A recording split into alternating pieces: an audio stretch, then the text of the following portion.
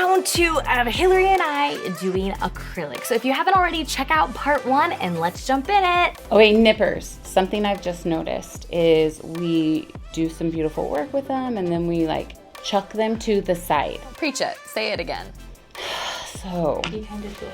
Be kind to your tools. You're investing in them and you want them to last, and they will last if you take care. So best tip I've learned, even if you're working really quickly and you're just trying to get through, is just to think to turn them around and set them down blade up.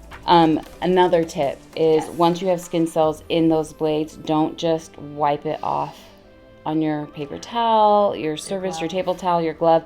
You've got to, and you can almost just come from underneath and sweep it, but you don't want to. No pressure. You're just doling it out.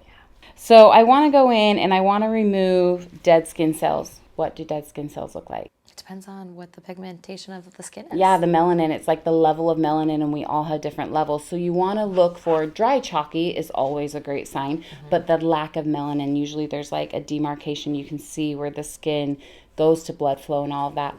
So a great thing to tell yourself is to aim for 80% in a step like this, because we have diamond bits that can exfoliate others until you're very comfortable with a tool that cuts, whether it's a scissor or a nipper or something. You want to be able to not cause harm. Right. Always. Well, because if you create trauma, it's just going to come back with a vengeance. Right. And if they come back overdone, like calloused, overworked, then you just back off more. Everybody has different sensitivities. Yep. All right, I'm going to slide in, and I like to always see the skin cells between my blade. So I'm not a fan of the straight point towards the skin. I actually place that bottom blade on the nail plate, and I'm going to slide. And once I clearly see skin cells in between my blade, that's when I nip down. Okay, so once I clearly have it is when I close my blade. So you don't want to be blindly going through and nipping things off. You need to visually see what you're nipping and then nip and make a clear cut. And my arm is coming around here, my elbow. What do you like to call that? Chicken wing! Chicken wing. And I'm just following that shape so that I can get all of it. Wow. Now that's a pro, ladies and gentlemen. Oh, thanks. Look at that. And then you can obviously do little quick tucks and clean up, but we have other tools that can get that little exfoliation off. So I'm just going to slide around here. So I'm just going to get off any dead skin cells.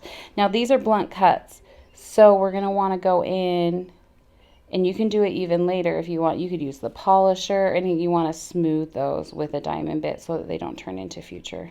Yeah, I'm a big advocate of whatever we cut has a blunt edge, and we need to soften. You need to soften it. I love that phrase, soften it. Soften. This is so gentle. Yeah, you need to let the tool do the work. So if it's feeling discomfort, you need to communicate with your client. So I don't like to say, hey, tell me when this hurts.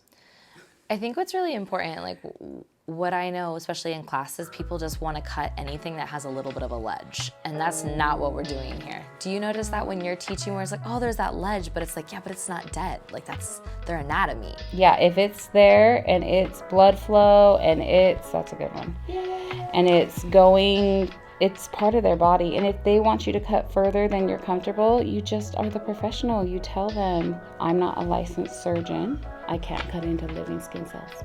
So gentle, so controlled.